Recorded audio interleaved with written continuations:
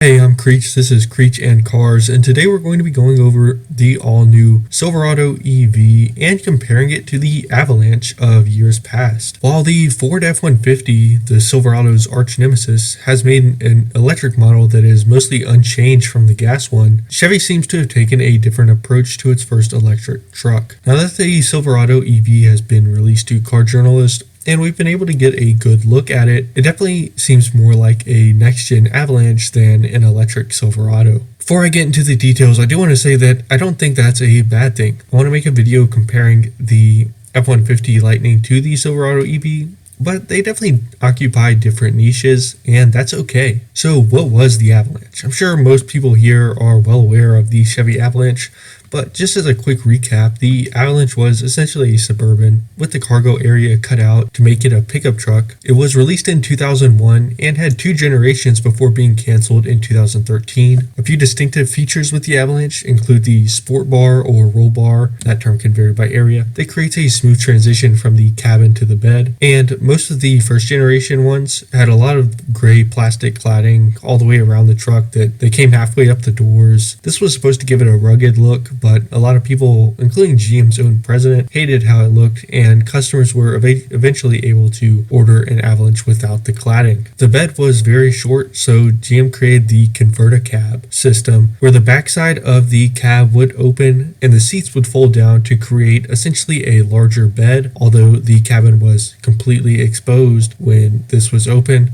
so it could only really be used for certain activities where it was needed and for relatively short periods of time. The first gen Avalanche sold pretty well, moving about 60,000 to 90,000 units a year. The second gen debuted as the recession began and didn't sell very well to start with, and as the economy recovered, sales for the Avalanche didn't, as Chevy struggled to crack the 20,000 unit mark with the Avalanche even as we got into the 2010s. For the 2013 model year, Chevy created the Black Diamond edition of the Avalanche as sort of a farewell because it was canceled that year. So that brings us to where we are today with the Chevy Silverado EV. This is supposed to be just an electric Silverado that only comes as a crew cab, but it looks conspicuously similar to the Avalanche. The Silverado shares a similar look with the Avalanche by borrowing a lot of the panels from the Suburban in the same way that the Avalanche took a lot from the Suburban in its day. It has what GM calls sail panels,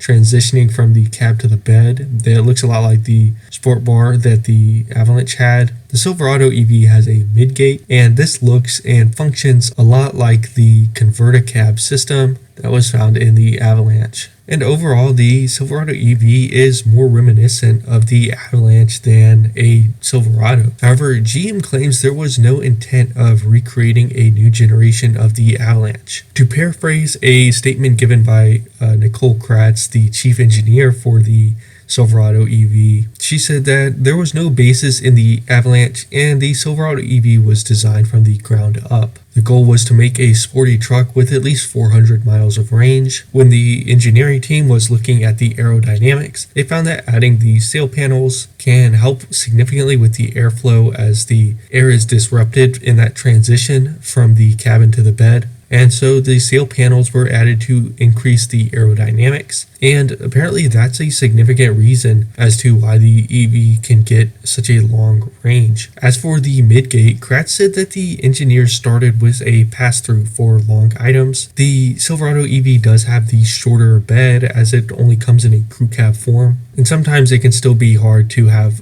long pieces of wood or ladders or something hanging off the back. If too much of it's over the back end, it just won't really stay there. And so they took that pass through, and eventually it led to the multi-flex midgate, which is what they're calling, was essentially what the ConvertiCab was in the Avalanche, which has a 60-40 split, and it can be completely open or just partially open. And the engineering team said that they wanted Silverado EV owners to have maximum versatility with the truck. At the end of the statement, Nicole Kratz reiterated that recreating the Avalanche was never the plan, and she and GM in general seem to really shy away from this connection, but I don't think they should. I think the Avalanche, as well as the Escalade EXT, which was the Escalade version of the Avalanche, were very ahead of their time, and I think they would do better in today's market than ever before. The new truck market is changing and converging with the SUV market like never before, And this vehicle, no matter what you want to call it, slides right into that market, as well as being electric. Overall, I'm excited for the Silverado EV. I definitely want to make a video that goes more in depth with the comparison of the Silverado EV and the F-150 Lightning, now that both brands have an electric offering. So that's pretty much it. This video is kind of short. I'm working hard on getting videos out more frequently. I'm just very busy right now. So thanks for watching, and I'll see you in the next video.